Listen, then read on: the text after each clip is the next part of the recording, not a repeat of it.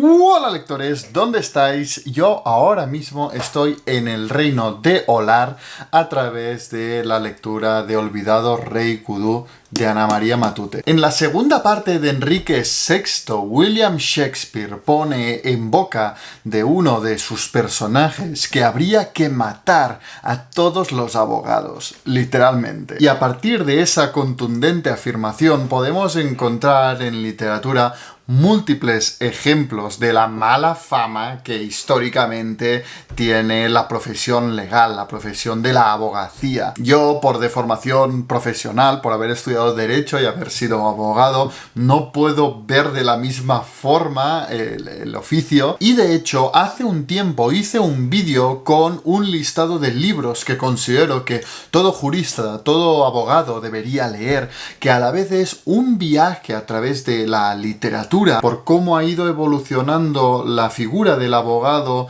los tribunales y el derecho en el tiempo a través de diferentes historias de la literatura. Os dejo el vídeo por aquí arriba por si os interesa. Y uno de los libros que destaqué en ese listado fue Casa Desolada de Charles Dickens, que leí el año pasado en lectura conjunta con mis queridas María de Cumbres Clásicas y Marta de No Solo Clásicos, pero estaba claro que este libro requería una reseña propia, un vídeo propio, porque aunque a priori era la novela de Charles Dickens que más me llamaba la atención, precisamente porque había oído decir muchas veces que era la gran crítica al sistema legal, a los tribunales, a los abogados de la época de Charles Dickens, estaba lejos de sospechar que estaba ante, sin duda, la obra más ambiciosa de Charles Dickens. 1000 páginas, más de 50 personajes, múltiples tramas, desde historias de amor, detectives, denuncia social, gótico familiar, Bildungsroman y seguro que se me olvida algo. Según Gissing, Chesterton, Nabokov y Harold Bloom, esta es la mejor novela de Charles Dickens. Una novela que influiría en escritores de la talla de George Orwell, Franz Kafka y Fyodor Dostoyevsky. Y por si todo esto fuera poco, estuvo entre mis mejores lecturas del año pasado. Si con esto no he conseguido captar vuestra atención, yo ya no sé. Pero sin más dilación, os doy la bienvenida a este tribunal. Bienvenidos a Trotalibros.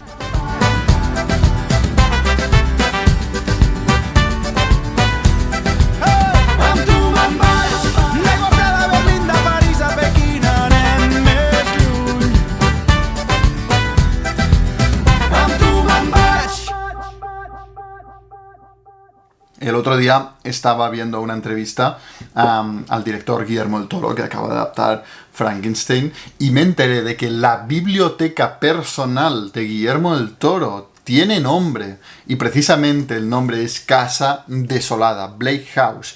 Me encantó la idea de ponerle un nombre a tu biblioteca. Bueno, la verdad es que hacía bastante tiempo que tenía pendiente hacer esta reseña, y aunque me moría de ganas de sentarme delante de la cámara para recomendaros esta obra maestra que me voló la cabeza, me reconcilió con Charles Dickens y me dejó huérfano, decidí postergarlo porque me enteré de que Alba iba a publicar una nueva traducción de este libro que era bastante difícil de encontrar. Se encontraba en ediciones de bolsillo. Yo lo leí en uno de Círculo de Lectores, ya imposible de encontrar, por lo que recibí la noticia de que Alba lo iba a publicar, además en traducción de Miguel Temprano, con quien he podido trabajar directamente para la publicación de Que haya una lluvia intensa, Don Carpenter, con muchísima alegría. Y me dije, mira, atrasa la reseña y sácala cuando quien la vea se pueda hacer con esta magnífica edición y traducción. Así que ahí queda esto. Publicada en entregas mensuales entre 1852 y 1853.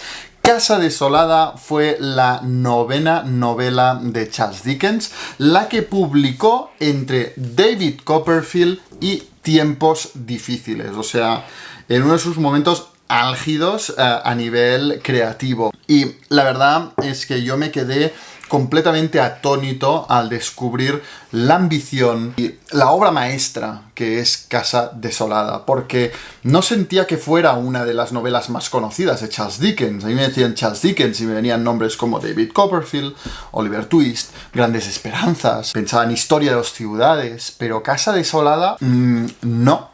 Y aún así hay cierta unanimidad a la hora de considerarla su obra maestra. ¿Por qué no es más leída? ¿Por qué no es más famosa? ¿Por qué hasta ahora incluso era algo difícil de encontrar en español? Pues bien, sin duda, precisamente por esa ambición y por esa exigencia adicional que tiene esta novela, que nunca sería la que yo recomendaría para empezar con Charles Dickens. Es más bien lo que para William Faulkner es Absalón Absalón, o sea, es para quien ya ha deambulado, ha recorrido gran parte de su obra, está preparado para enfrentarse a este mastodonte que es Casa Desolada.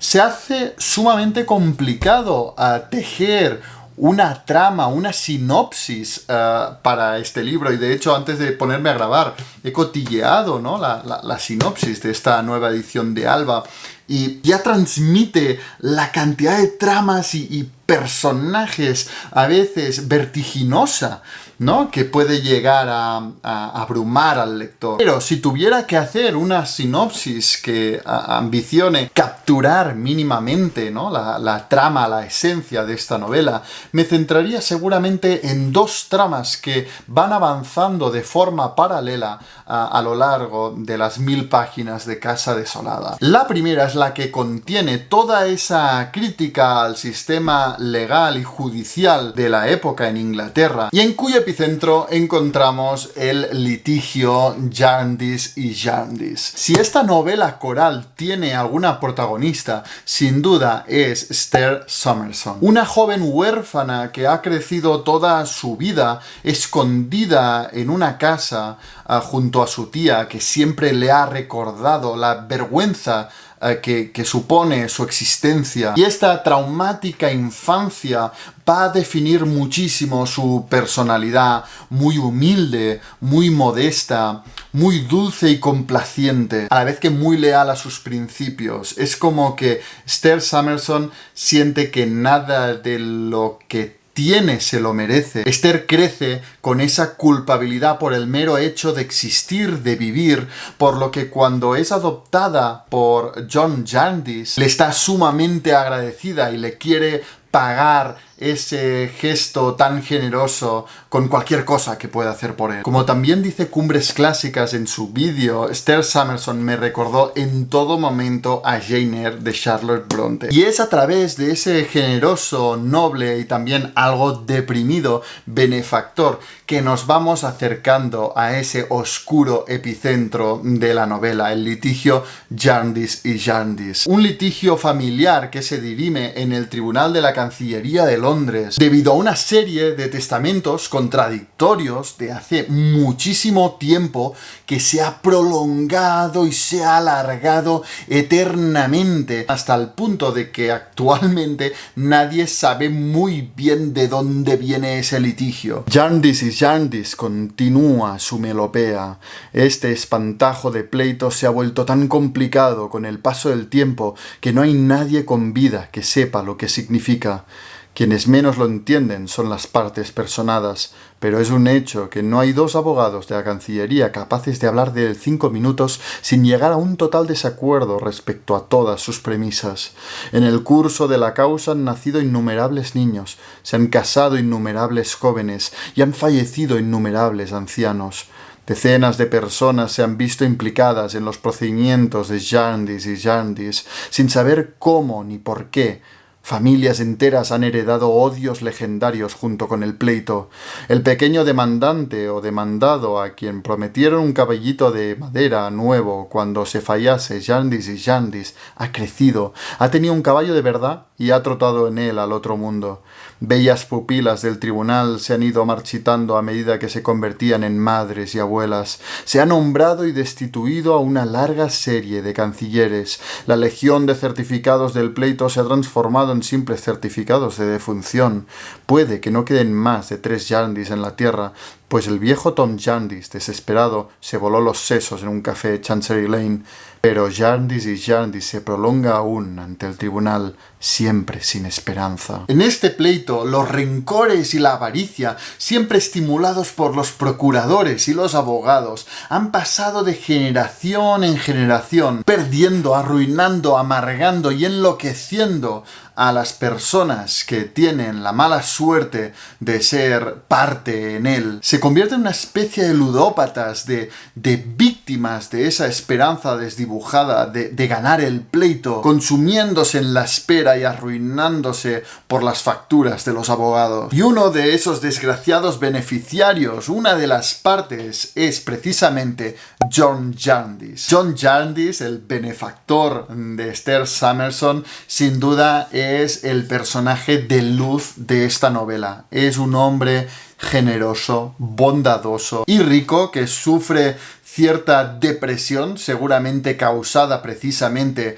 por el pleito de Jarndyce y Jarndyce, y precisamente por esto John Jarndyce se ha decidido a liberarse de ese pleito, de esa maldición familiar, y no hacer depender su felicidad y su vida a sus resultados. Y no solo se convierte en el benefactor de Esther Summerson, sino que también tiene cura de 2 primos, la bella y bondadosa Ada, así como su primo Richard, que es buen chico, pero algo inconstante e irresponsable. Y los 4 juntos viven en la casa desolada que da título a la novela, que pese a que puede parecer que sea una casa oscura, tétrica, gótica y casi diría maldita, no tiene nada de esto, solo el nombre. Se llama Casa Desolada, pero es una casa feliz, preciosa, y si hay en ella alguna desolación, es la que trae el caso Jarndyce y Jarndyce. Digamos que en esta novela, Casa Desolada sería lo que La Granja de los Tordos en Cumbres Borrascosas, la casa feliz, luminosa y alegre. Es en esta primera trama que conocemos a personajes tan espectaculares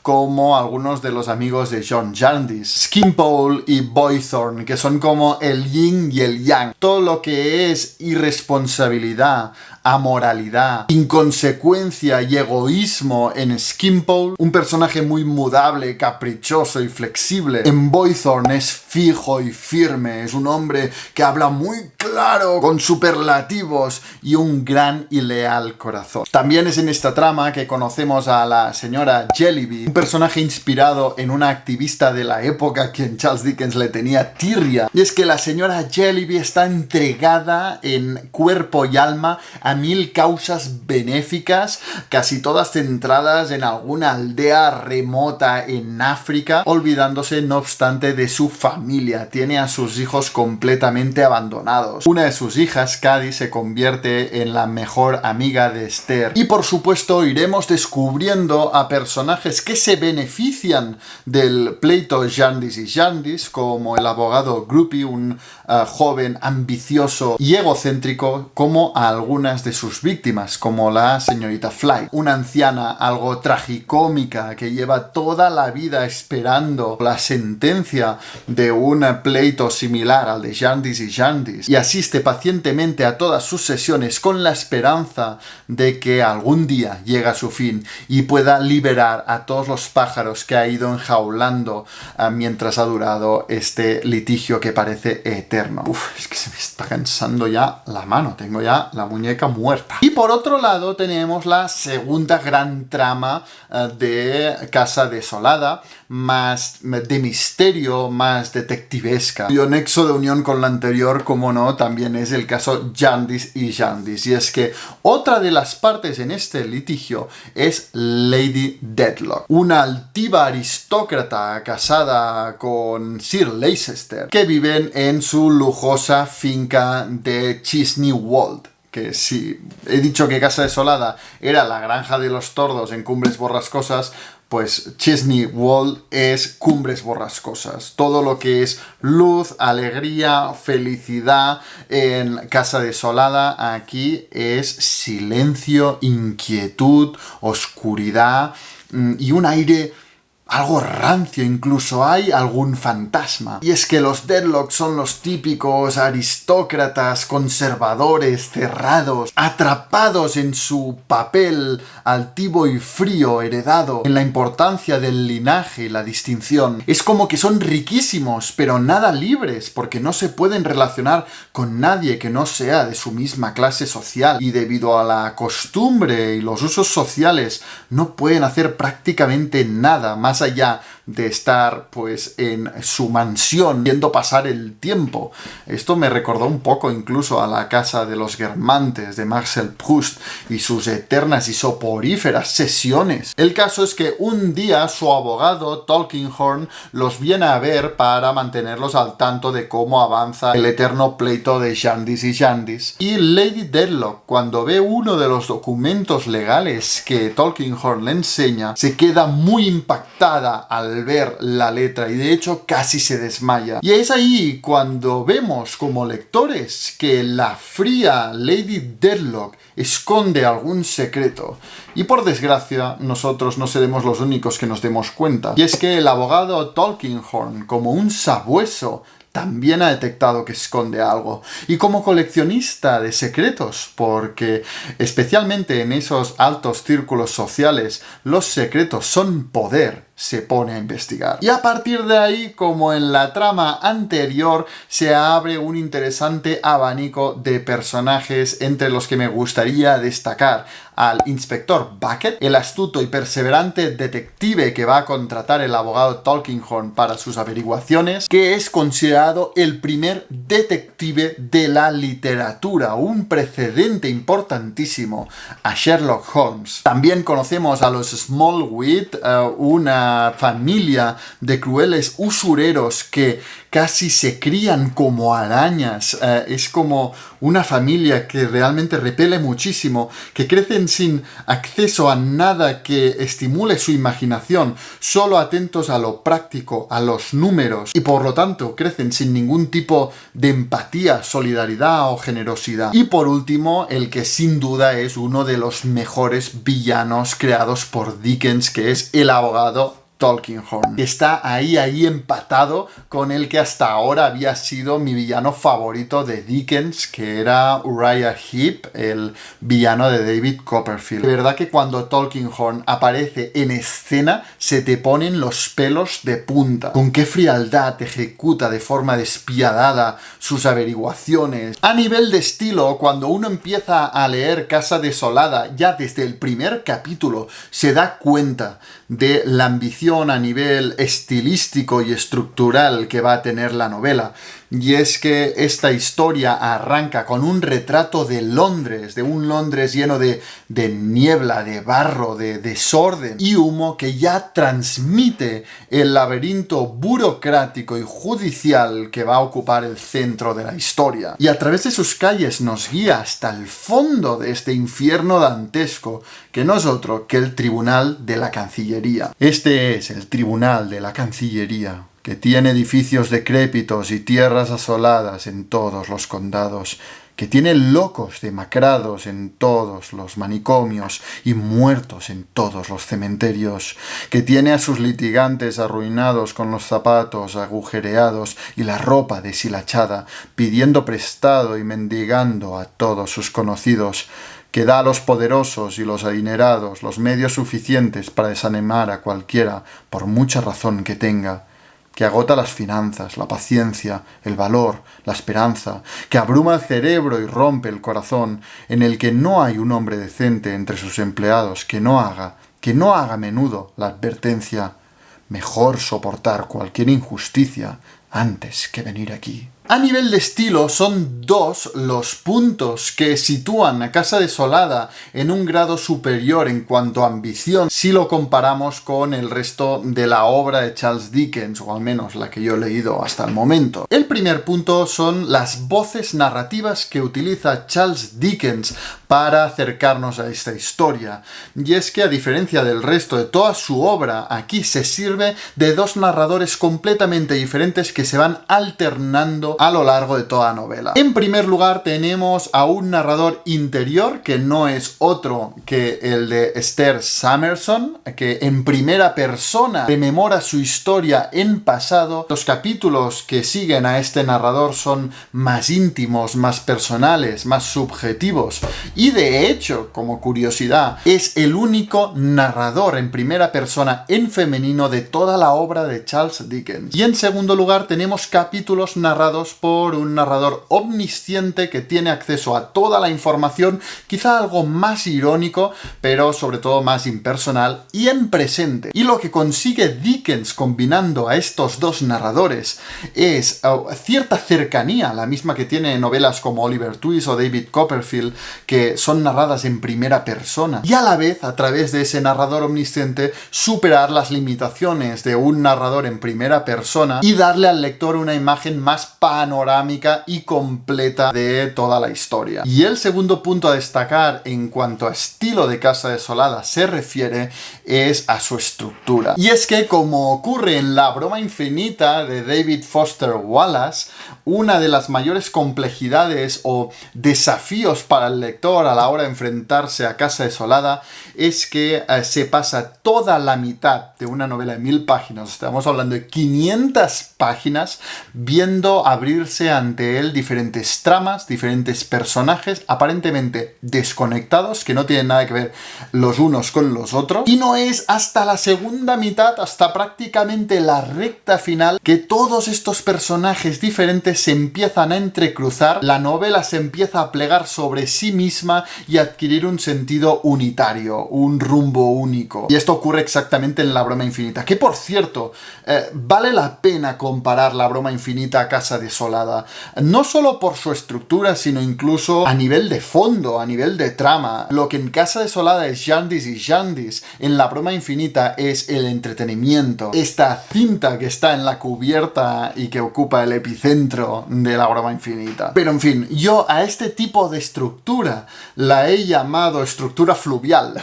No sé, tendrá otro nombre técnico, pero oye, que no he estudiado literatura. Yo la he llamado estructura fluvial porque es como que te va introduciendo diferentes tramas, muchísimas tramas y muchísimos personajes aparentemente desconectados. Estos serían los arroyos, los afluentes, que a lo largo de la novela se van uniendo los unos a los otros formando dos ríos, que son las que yo considero las dos tramas principales de Casa Desolada, que van avanzando paralelamente. Por un lado, la historia de John Jarndyce, Esther, Ada y Richard, y el caso de Jarndyce y Jarndyce. Y por otro lado, la persecución del abogado Tulkinghorn de los secretos de Lady Dedlock. Ya prácticamente en el desenlace de la novela, estos dos ríos se unen para desembocar al mar, al final de la historia, como una única trama, una única historia, una única novela. Y una estructura así solo la pueden tener libros tan ambiciosos como La broma infinita o Casa Desolada, con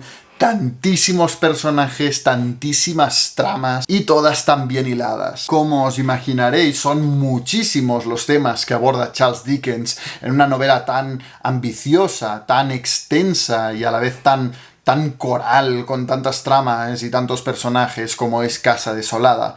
Pero si tuviera que destacar dos, sería en primer lugar el que sin duda es el tema principal de Casa Desolada, que es una dura crítica a la burocracia y al sistema judicial y legal de la Inglaterra de la época. A la hora de imaginar el caso de Jarndyce y Jarndyce, probablemente Charles Dickens se inspiró en un caso real llamado Tellson y Watford, sobre un testamento abierto en el año 1797 y que hasta el año 1859 no tuvo sentencia.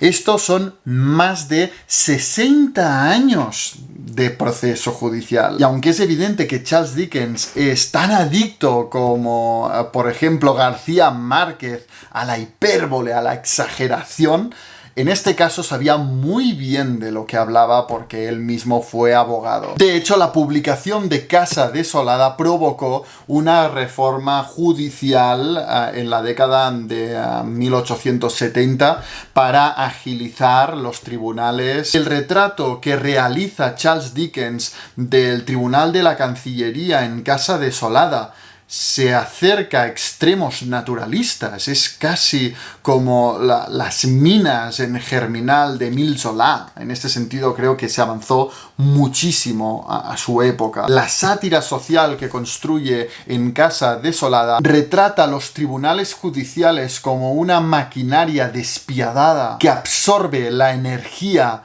la vida y la felicidad de aquellos que acuden a ella en busca de justicia. Un sistema cuya diabólica e incomprensible burocracia se ha convertido en el modus vivendi de procuradores, cancilleres y abogados. El sistema de justicia se muestra en definitiva como algo farragoso, lento, burocrático, incomprensible, corrupto, deshonesto y por supuesto injusto. Y a lo largo de la novela vamos conociendo a diferentes personas cautivas de esta tortura burocrática. Un lodazal legal que recuerda y mucho al proceso de Kafka. Y de hecho es que no me podía quitar de la cabeza el proceso de Kafka mientras iba leyendo Casa Desolada. O sea, no me esperaba para nada encontrarme el precedente del proceso de Kafka en una novela de Dickens.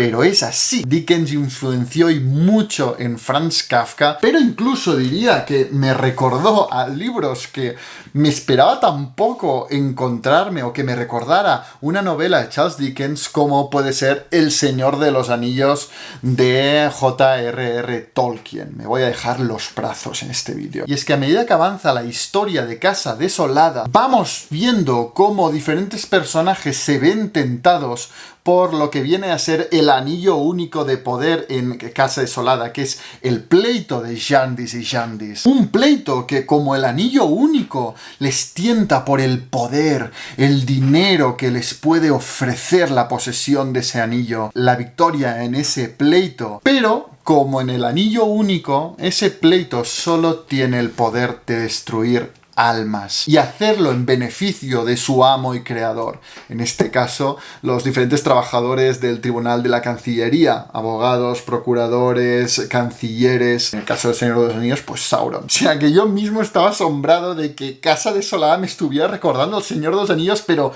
es que era así. Y por otro lado, el segundo tema que me gustaría destacar de todos los que aborda Casa Desolada sería un retrato muy completo y muy panorámico de la sociedad victoriana de la época. Y es que precisamente debido a la abrumadora cantidad de personajes que tiene Casa Desolada, los hay de todas las clases y estamentos sociales, desde la más rancia aristocracia hasta la miseria extrema. Y como todos los personajes y todas las tramas acaban por entrecruzarse entre ellas, la idea que te transmite Charles Dickens en todo momento es la de una sociedad interconectada. Es decir, aunque podamos ver a gente en la miseria de los barrios más insalubres de Londres y por otro lado los aristócratas completamente indiferentes o en el mejor de los casos condescendientes con esos pobres, se hace evidente a lo largo de toda la novela que el destino de unos acaba por afectar y vincular a los otros. Así que básicamente lo que hace Charles Dickens